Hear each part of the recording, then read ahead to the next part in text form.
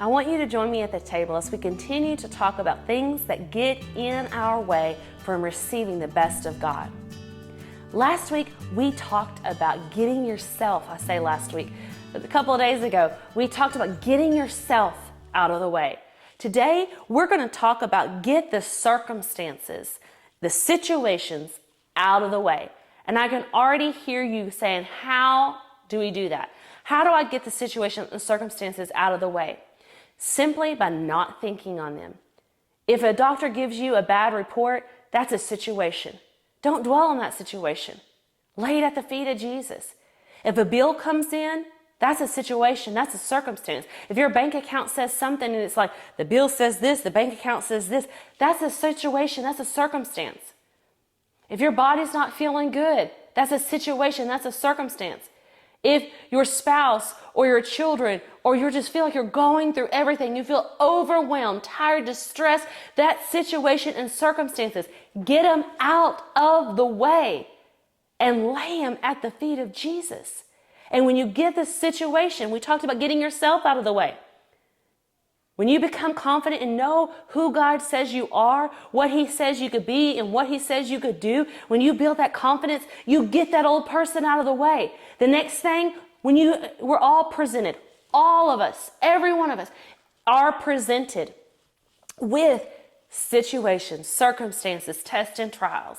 No matter who you are, we are tested and trialed in things.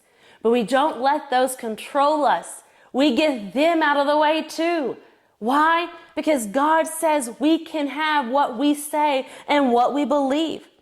Last week we read Mark 11, and I'm going to refer back to verse 24. Therefore I tell you, whatever you ask in prayer, believe that you have received it and it will be done. When a situation or circumstances come, it's saying, what do you believe? Are you going to believe this? Or are you going to believe the Word of God? You know, we used to sing a song, whose report will you believe? Are you going to believe the situation and circumstances that the world's throwing at you? Or are you going to believe the good news of the Word of God? Jesus, right above this, I told you, was talking about the fig tree. He didn't let that fig tree stand in His way. It wasn't producing what it was supposed to produce. And He said, be gone. Just get out of the way. He didn't give in. He didn't go and say, well, oh, fig tree, you're supposed to be giving me something. Why aren't you giving me something, fig tree? Fig tree, I really need to give you something. Oh, I'm just going to, and just walk around the fig tree just thinking, oh me, oh my, what's going to happen? Oh, the fig tree, I'm hungry. No. He said, you ain't producing. Get up, get out. You're done.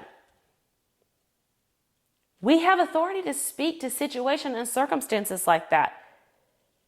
When it looks at His hunger, when we get hungry, you know, sometimes when we fast and pray, our stomach tries to tell us, you need to eat. We hear it, right? We feel it.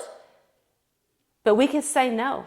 We suppress that feeling, that situation, and say, I'm not going to give in to it. Because there is something about me fasting and praying that honors God, and that's what I want to do. Sickness. I've heard it said, if you let the symptoms take control and you give in to them, then you can't do what God has called you to do. I've heard it said this way, what would a healed person do? If you knew you were healed, what would you do? For example, sometimes I've been tempted with headaches. Headaches have come on to me, and I'm just like, allergies, pressure and everything, headache is pounding. And I said, but I know what the Word of God says. It says I'm healed. So what does that mean? I get up and I do stuff. I don't let the headache control me. I get up and I do something. Our son, sometimes when he's playing around, he'll get hurt, and he's just like, oh, it hurts, it hurts. I said, but you're the healed. What are you saying? Get that out of your way. Get that feeling, that symptom out of the way. Don't focus on it. Focus on that God's the healer. And I'll say, get up and start walking. Get up and start doing it. Why? Because it's putting your faith into actions. And we know Hebrews 11:6 says, faith without works is dead. Faith without action is dead. So what am I telling him to do? Don't let that situation, don't let that circumstance, don't let that symptom control you. You have control of it. Our spirit has control of situation and circumstances. Our finances. I'm not going to look and say, oh, well, I don't have enough to pay my bills this month, or I need to go borrow money, or I need to do this. No. That is a situation and a circumstance that I have been given authority over. Why?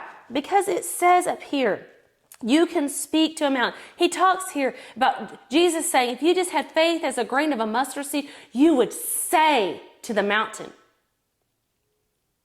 A mountain is bigger than a little mustard seed. But he's saying if you had that little faith, you could speak to something big and tell it to get out of the way. That's what it is. That's what we're talking about.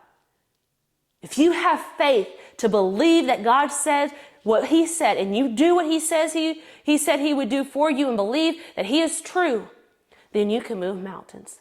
You can move situations and circumstances. Don't let them get in your way of receiving the promises of God. Don't give in to them. You speak to them and you tell them to go. You can't move forward being weighted down. If you let those situations and circumstances put weight on you, then you can't move forward. God has said that if you are heavy laden, if you are burdened, come to him and he will give you rest. He also says, cast all your cares on me because I care for you. He's saying, take off all the situation, circumstance, and the burdens that have been holding you down and back. Take them off, get them out of the way, and let's move forward. Habakkuk, I'm going to go back here and talk about how Habakkuk the prophet did this. He didn't let the situations nor the circumstances get in the way. They were going through a famine. And he says that. He said, okay, he said here in chapter 3, verse 17, though the fig trees do not blossom, the fruits aren't producing anything, the olives aren't producing anything, our fields aren't producing anything, we have no flock to be for food, we have nothing. He says in verse 18, yet I will rejoice in the Lord, and I will take joy in the God of my salvation. What was he doing? He was getting the situations and the circumstances, the things that he could see, out of the way. Faith is moving forward by things that we don't see. Faith is not evidence of things that is seen, but of things that are unseen. We walk, we live, we move, not by sight, but by faith. So when we look at this, when we talk about our circumstances to get them out of the way, you're either looking at the problem or the provision. Which do you choose? Get your circumstances out of the way.